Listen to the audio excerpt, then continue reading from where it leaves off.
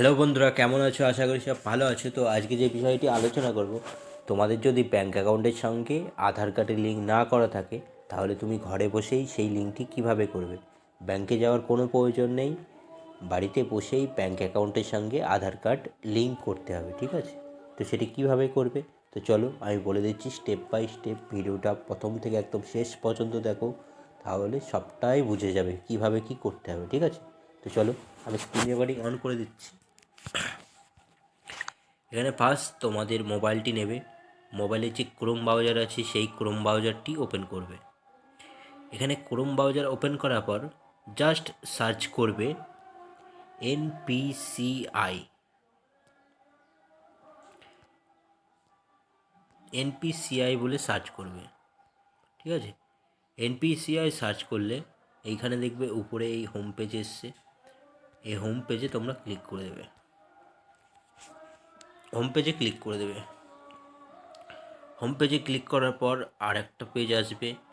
তারপরে এই উপরের দিকে দেখবে এই থ্রি লাইন, এই থ্রি লাইনে তোমরা ক্লিক করে দেবে।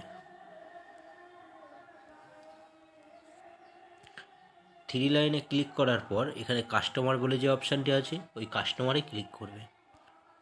কাস্টমারে ক্লিক করলে ভারত আধার সিটিং এনেবল এই অপশানটি দেখছো, এই অপশানটি ক্লিক করবে।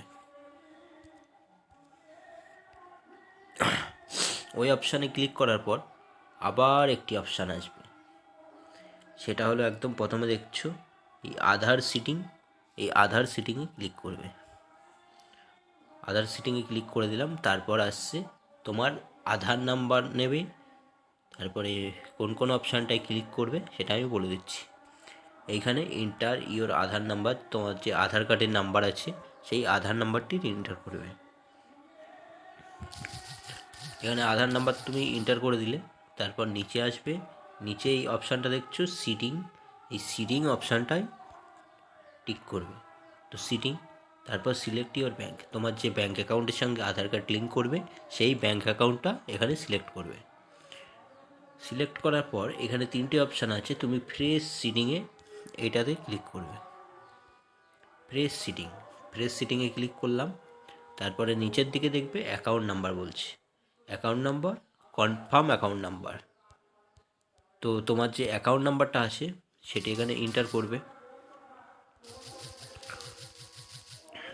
এন্টার করার পর নিচে আবার রিকনফার্ম করে দেবে। তারপরে এটাই টিক চিহ্ন করে নিচে আসবে, নিচে দেখবে এখানে ক্যাপচা আছে, এই ক্যাপচাটি ফিল করবে। ক্যাপচা ফিল করার পর সাবমিট দেখছো, সাবমিটে ক্লিক করে দেবে। এই সাবমিটে ক্লিক করার পর তোমার মোবাইলে একটি ওটিপি যাবে, যেটা আধার কার্ডের সঙ্গে তোমার মোবাইল নাম্বার লিঙ্ক করা আছে সেই নাম্বারে একটি ওটিপি যাবে। তারপর ওটিপিটি এন্টার করেই সাবমিট করবে, তাহলেই তোমার ব্যাঙ্ক অ্যাকাউন্টের সঙ্গে আধার কার্ড লিঙ্ক হয়ে যাবে। তো আমি খুবই সহজভাবে তোমাদের স্টেপ বাই স্টেপ বুঝিয়ে দিলাম, আশা করি বুঝতে পেরেছো। যদি বুঝতে না পারো কমেন্টে অবশ্যই বলো কোথায় অসুবিধা হচ্ছে, আমি সাহায্য করব। তো ভিডিওটি ভালো লাগলে অবশ্যই লাইক অ্যান্ড শেয়ার করে দিও, আর চ্যানেলটিকে সাবস্ক্রাইব করে দেবো।